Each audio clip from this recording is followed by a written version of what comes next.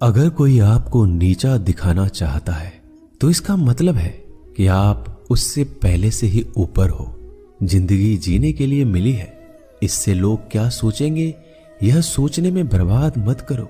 किसी के बुरे वक्त में उसका हाथ पकड़ो, सहारा दो, उसे हिम्मत दो, क्योंकि बुरा वक्त थोड़े समय में चला जाएगा लेकिन वह आपको दुआ जिंदगी भर देता रहेगा। मनुष्य सुबह से शाम तक काम करके उतना नहीं थकता जितना चिंता और क्रोध के एक क्षण में थक जाता है। संबंध परमात्मा से अच्छे बना लो तो तुम्हें किसी की जरूरत नहीं पड़ेगी, तुम खुद सबकी जरूरत बन जाओगे। सलाह देने तो हजारों आते हैं लेकिन जब साथ देने की बारी आती है तो केवल भगवान आते हैं। जीतने के बाद तो सारी दुनिया गले लगाती है, क्योंकि जो आज आपके साथ है वह कल आपके खिलाफ हो सकते हैं। बिना मतलब के कोई आपकी इज्जत नहीं करेगा, लेकिन खुद को इतना काबिल बनाओ कि लोग बिना मतलब के भी आपका इज्जत करें।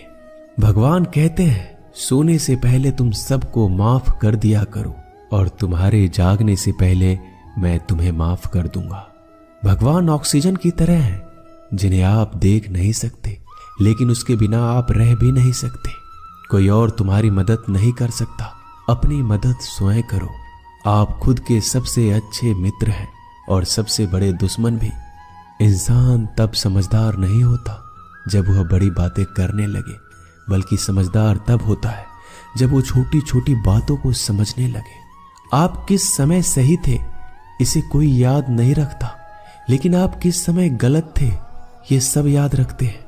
सब दुख दूर होने के बाद ही मन प्रसन्न होगा, यह आपका भ्रम है। मन प्रसन्न रखो, सब दुख दूर हो जाएंगे, यह हकीकत है। किसी भी व्यक्ति की कोई भी बात बुरी लगे तो दो तरह से सोचो। यदि व्यक्ति महत्वपूर्ण है तो भूल जाओ और बात महत्वपूर्ण है तो व्यक्ति को भूल जाओ। रिश्तों का संबंध सिर्फ रक्त से नहीं होता, जो मुसीबत में हाथ थाम ले उससे बड़ा कोई रिश्ता नहीं होता। भगवान कहते हैं तुम सब कुछ मुझे सौंप दो, सारा दर्द परेशानी, और बिल्कुल हल्के होकर मुझे याद करो। धीरे धीरे तुम्हारा जीवन बदल जाएगा। हर रोज रात को सोने से पहले भगवान को अपनी पूरी दिनचर्या बता के सोएं। अगर आपके द्वारा किसी का दिल दुखा है तो मन ही मन उससे माफी मांगे। अगर आपका किसी ने दिल दुखाया है तो उसे माफ करके सारी चिंताएं भगवान को सौंप कर सो जाए। यकीन मानिए इससे आपकी जिंदगी खुशनुमा बन जाएगी। क्रोध बोला हुआ एक शब्द इतना जहरीला हो सकता है कि आपकी हजार प्यारी बातों को 1 मिनट में नष्ट कर सकता है। सबको हंसाना लेकिन किसी पर भी हंसना मत। सबके दुख बांटना लेकिन किसी को दुखी मत करना। सबकी राह में दीप जलाना लेकिन किसी का दिल जलाना मत। यही जीवन की रीत है, जैसा बोओगे वैसा ही पाओगे। दुआएं और प्रार्थनाएं असंभव को भी संभव बना देती है। ईश्वर को ना हमारे तन की जरूरत है ना धन की, उसको तो बस पवित्र मन की जरूरत है।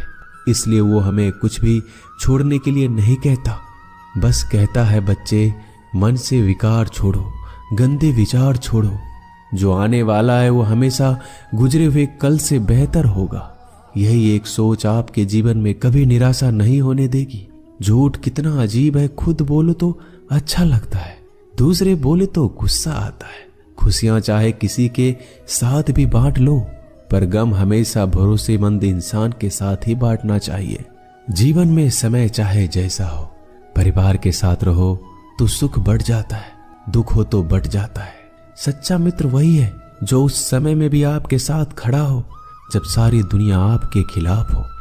आपके पास जितना भी है उसके लिए बार बार दिल से धन्यवाद कहें, हर वक्त कहें। यकीन मानिए जितना भी है वो जल्दी कई गुना हो जाएगा।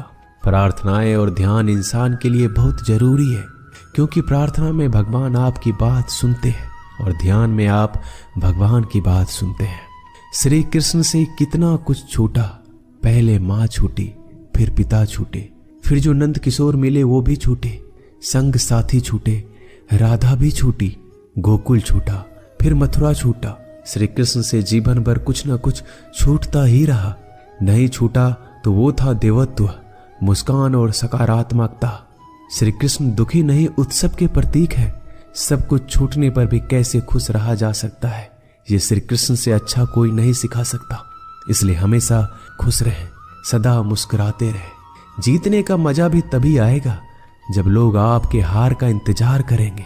गीता में लिखा है, यदि कोई आपको अच्छा लगता है तो अच्छा वो नहीं, अच्छे आप हैं, क्योंकि उसमें अच्छाई देखने वाली नजर आपके पास है। अपनी पीड़ा के लिए संसार को दोष मत दो, अपने मन को समझाओ। तुम्हारे मन का परिवर्तन ही तुम्हारे दुखों का अंत है। सोच और नीयत अच्छी रखिए, फिर आपके कष्ट प्रभु स्वयं दूर कर देंगे। याद रखना, भगवान से कभी उम्मीद छोड़ना नहीं और दुनिया वालों से कभी उम्मीद रखना नहीं। सुख दुख एक सिक्के के दो पहलू है। जहां सुख होगा वहां दुख भी होगा, जहां दुख होगा वहां सुख भी होगा।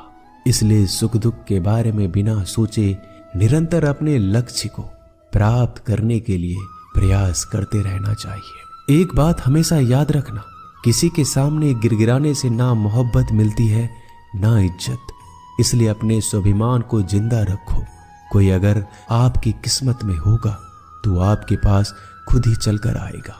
दूसरों को हराने का मौका मत दो, बस खुद को आगे ले जाने की जिद पालो। कभी हार ना मानने की आदत ही एक दिन जीतने की आदत बन जाती है। सिर्फ दो चीजें मनुष्य के भाग्य का निर्माण करती है। पहला, स्वभाव। अगर आपके स्वभाव में अच्छाई, विनम्रता और गुण है तो आपका भाग्य चमकेगा।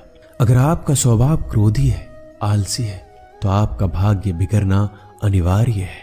इसलिए अपने स्वभाव को मधुर और आकर्षित बनाइए। दूसरा, आपकी वाणी। बोलना तो आदमी 2.5 साल की उम्र में ही सीख जाता है, परंतु कब, कहां और कैसे बोलना है उसे यह जिंदगी भर भी नहीं समझ पाता। जिसे ये बोलना आ गया कि कब, कहां और कितना बोलना चाहिए, समझ लो उसे सफल होने के लिए कोई नहीं रोक सकता। पिता से बड़ा कोई सलाहकार नहीं, माँ की छांव से बड़ी कोई दुनिया नहीं, भाई से अच्छा कोई भागीदार नहीं और बहन से बड़ा कोई शुभ चिंतक नहीं। इस मतलबी दुनिया से कोई मतलब ना रखो, और मतलब रखना है तो अपने मतलब से मतलब रखो। दुआएं मांगने से किसका भला होता है, मिलता तो वही है जो हमने बोया होता है। तुम नीचे गिर के देखो, कोई नहीं आएगा उठाने। तुम जड़ा उड़कर तो देखो, सब आएंगे गिराने। एक बात हमेशा याद रखना, अगर शराब की दुकान पर बैठकर दूध पियोगे तो तुम्हें शराबी का ही दर्जा मिलेगा, और किसी मंदिर में बैठ के पानी भी पियोगे तो तुम्हें एक संत का दर्जा दिया जाएगा। इसलिए आप किसके साथ उठते बैठते हो ये बहुत मायने रखता है। दोस्तों, आशा करता हूं कि आपने इस वीडियो से बहुत सारी सीख ली होगी। मिलते हैं जल्दी एक नए ज्ञानवर्धक वीडियो में। धन्यवाद।